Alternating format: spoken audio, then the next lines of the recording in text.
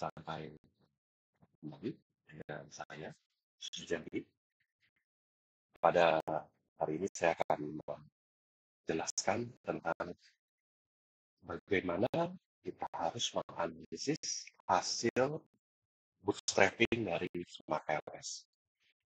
Banyak yang menanyakan tentang hal ini, dan saya lihat banyak sekali yang menjelaskan hal ini dari sisi signifikan dan tidak signifikan.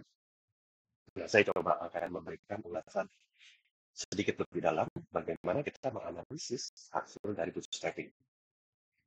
Ya, ini adalah contohnya. Bootstrapping ini adalah hasil akhir dari perhitungan di mana uh, kita sudah bisa menunjukkan hasil dalam arti indikator yang digunakan sudah valid, variabel yang digunakan valid, ya, jadi API and so on itu sudah valid. Dan cara menggunakan Smart PLS bisa dilihat di video saya sebelumnya. Saya coba mengulas dari tabel bootstrap, hasil dari bootstrapping ini, ya, atau tabel coefficient. Biasanya yang pertama-tama kita lihat adalah tes statistik ataupun p-value. Ya. Apabila nilai p-value lebih kecil dari 0,05, maka hubungan tersebut, ya, dua variabel ini itu mempunyai korelasi atau relationship. Ya, biasanya dibilang p-value-nya signifikan. Ya, dia jadi mempengaruhi. Apabila dia lebih besar dari 0,05, maka dia tidak signifikan atau tidak berpengaruh. Atau bisa juga dilihat dari tes statistiknya. Apabila nilai dari tes statistiknya lebih besar dari 1,96, artinya dia mempunyai pengaruh atau signifikan. Kalau di dalam Smart PLS, bisa dilihat sudah dikasih warna hijau dan merah. Kita bisa lihat, ya, untuk yang tanda panah merah, di mana di value-nya 0,601. Artinya, COL itu tidak mempunyai pengaruh terhadap ITL. Dia tidak punya pengaruh apa-apa. Dan begitu juga untuk yang COL ke PR atau baris kedua. Karena p-value-nya itu lebih besar dari 0,05. Potensi statiknya lebih kecil dari 1,9. Nah, bagaimana kolom ketiga dan keempat? Ini baris. Di baris ketiga itu ternyata p-value-nya lebih kecil dari 0,05 atau tes statistiknya lebih besar dari 1,9. Artinya, COL itu mempengaruhi SMT. Pertanyaan berikutnya adalah, berapa besar pengaruhnya? Ya. Nah, dari berapa besar itu bisa dilihat di original sampelnya. Ya, itu terlihat sebesar 47,6%. Sehingga dapat dikatakan bahwa call itu mempengaruhi SMT sebesar 47,6%. Lumayan besar, ya, hampir 50%.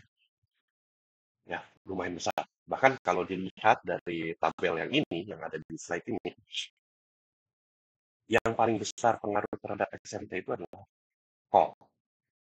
Ya, 47,6%. Itu adalah arti yang pertama, analisa yang pertama. Nah, tinggal kita lihat penelitian sebelumnya gimana call terhadap SMT. Kalau dibilang, oh iya dia berpengaruh juga sama. Dulu, ya, kita lihat dulu apakah dia signifikan tapi pengaruhnya sama besarnya enggak. Jangan-jangan dia pengaruhnya tidak sebesar ini dan bedanya cukup jauh. Contoh, dia hanya berpengaruh sebesar 0,10 umpamanya. 0,10. Nah, itu bisa diulas tuh, kenapa 10% doang ya? Sedangkan dia 47,6. Nah, itu adalah sebuah temuan. Yes, memperkuat penelitian sebelumnya, tapi lebih deep, lebih dalam. Jadi tidak serta-merta dia itu sama, itu beda sebenarnya. Ya, artinya walaupun dia signifikan, tapi ada satu pengaruh kecil yang ditemukan di sini dan pengaruhnya besar.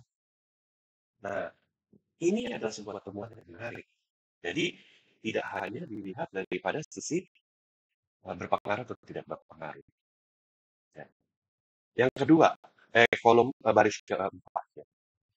Baris keempat, kita bisa lihat juga dia berpengaruh, tapi berpengaruhnya memperlemah. 11,6 minus. Ingat, untuk ini kita menggunakan two-tail ya. Two-tail itu artinya kita berpengaruh terhadap arahnya, positif dan negatif. 11,6 negatif. Artinya CTRL itu mempengaruhi ITL sebesar 11,6 negatif. Ya, artinya si CTRL ini dia itu benar mempengaruhi terhadap ITL, tapi dia memperlemah si ITL sebesar 11. Dia bukan berpengaruh tapi memperkuat, tapi berpengaruh tapi memperlemah. Ya. Nah, tergantung CTRL tentang apa. Let's say kalau dibilang kontrol gitu ya, ya mungkin kontrolnya masih lemah. Ya, pengaruh kontrol terhadap ITL ini ternyata lemah gitu, bukan kuat. Sehingga area ini kalau boleh bilang dari kontrolnya itu harus ditingkatkan, artinya kita menemukan sesuatu, kontrolnya harus ditingkatkan. Oke, nah demikian seterusnya. Ya, jadi setelah kita tahu ini, kita compare juga dengan penelitian sebelumnya gimana TTRL dengan ITL. Ya, ya mudah-mudahan uh, penjelasan ini bisa memperdalam, bisa lebih uh, meningkatkan analisis ya, dari yang menggunakan SOPLS. Ya, ini sedikit resumenya. Kita bisa melihat sebuah p-value apabila dia lebih kecil dari 0,05, maka dia signifikan atau berpengaruh. Begitu juga dengan tes statistiknya, apabila dia lebih besar dari 196 atau 5% ya, yaitu signifikan atau berpengaruh. Lalu untuk melihat besar pengaruhnya bisa dilihat di original sample ya, kalau original sample. Nah, karena ini two tails ya, jadi dia melihat positif dan negatif. Positif biasanya tidak dituliskan ya. Artinya dia memperkuat, dia berpengaruh dan memperkuat. Kalau dia negatif, dia berpengaruh memperlemah. Atau tidak berpengaruh. Atau tidak berpengaruh, nggak perlu dilihat original sample.